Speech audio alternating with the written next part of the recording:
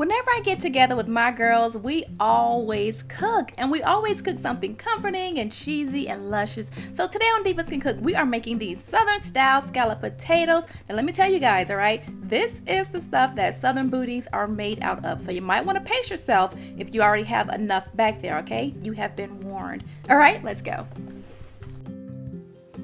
Okay, so the best scalloped potatoes start with the russet potatoes. They do. I know some people love those golden potatoes, but russet potatoes, that's where it's at, honey.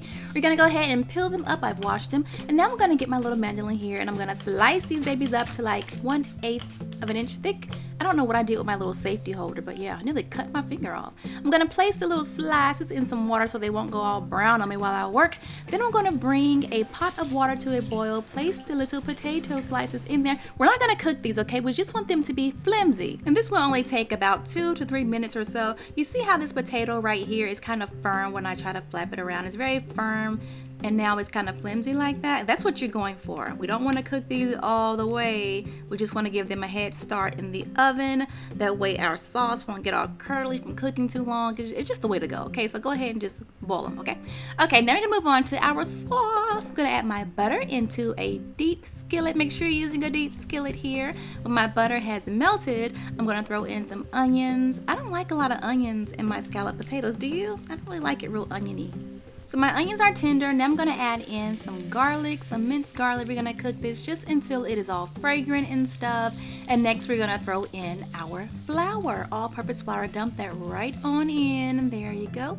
We're going to move our little spatula. I should have a whisk right now. I don't know why I got this spatula. But we're going to move our little spatula around, all right, until that flour has kind of become nice and golden, about 1 to 2 minutes. Doesn't take long at all. And now we're going to very, very slowly add our warm chicken broth. Gotta have that chicken broth. There's my whisk. Whisk it around until it's nice and smooth. Then we're gonna add in a little bit of half and half. Whisk that around really good.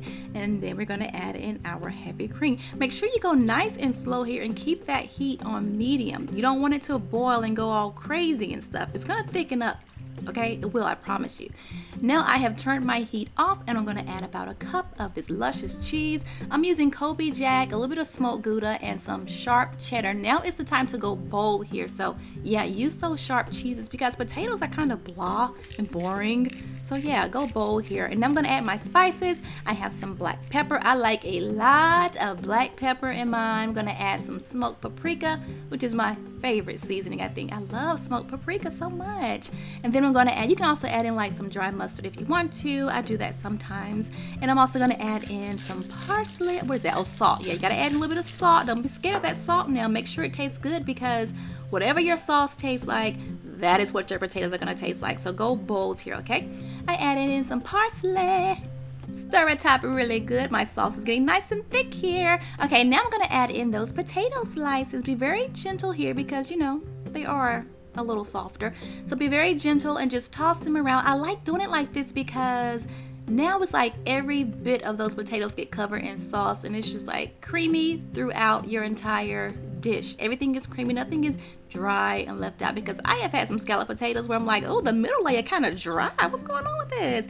But yeah, this one is like creamy throughout. I love it. All right, we're going to place half of these potato mixtures in a single layer in our grease baking dish. Make sure you grease it. And then I'm going to top it with half of that cheese that I have left over. Sprinkle it on just like that, honey. And then we're going to top it with the rest of those potatoes. Just go ahead and dump them on, flatten them out. Perfect. And then add on our last layer of cheese. Go ahead and sprinkle that evenly on top. That looks fabulous.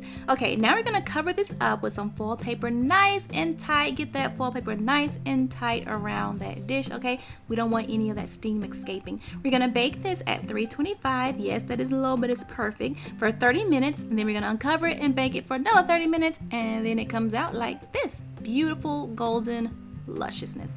Okay, I get some paper towel and just kind of, you know, slowly dab that excess oil from the cheese off the top. It just makes it look prettier when there's not oil, you know, sitting on it. Okay, now I'm gonna garnish it with a little bit of smoked paprika and of course some chives because chives and potatoes, yeah, They belong together. And you can even add on some black pepper if you want to. Just make it look all pretty and stuff, you know? Okay, so it has sat for a bit, so now we can dig in. And I want y'all to just look at this lusciousness. Oh my gosh, God is so good. Isn't he good? And oh, child, honey, hush. These potatoes are like creamy. Every single layer is like creamy, cheesy. It's like so good. I felt so bad for eating this because I told myself I was just going to have like a few bites and then I could not stop eating it. But you know what? Come Monday, I'm gonna start eating healthy again. No, wait, that's Easter leftover. Okay, what's coming up? Cinco de Mayo. After Cinco de Mayo, I'm gonna start eating healthier. Wait, when is Memorial Day? Okay, never mind. I take it back. I'm not.